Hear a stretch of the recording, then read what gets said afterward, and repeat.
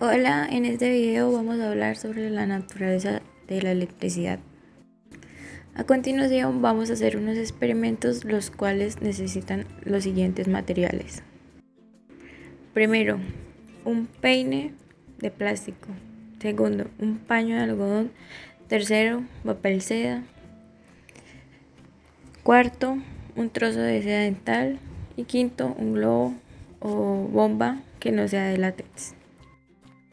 Los temas que vamos a tener en cuenta es la electricidad estática, carga eléctrica, modelos atómicos, aislantes y conductores y carga por frotamiento. Primero, como procedimiento, picamos los pedacitos de papel de seda en cuadritos, frotamos el peine con el paño de algodón y lo acercamos a los pedacitos de papel picado.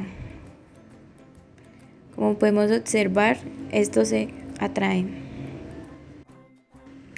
Cuando frotamos el peine con el pañito de algodón y luego lo acercamos a los pedacitos de papel, podemos ver cómo estos dos se atraen.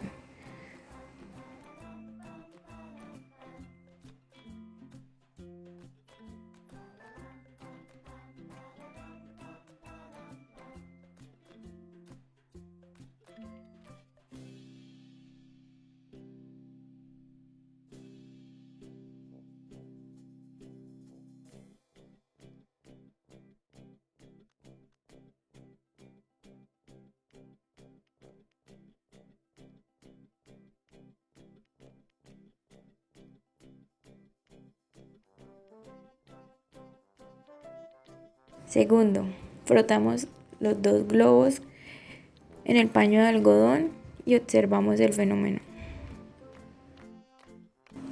Y cuando frotamos los dos globos y los tratamos de unir, estos se tratan de repeler.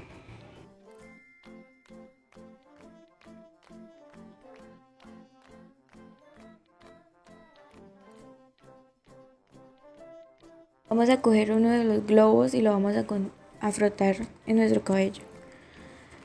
Lo vamos a acercar a la seda dental y vamos a observar que estos dos se atraen.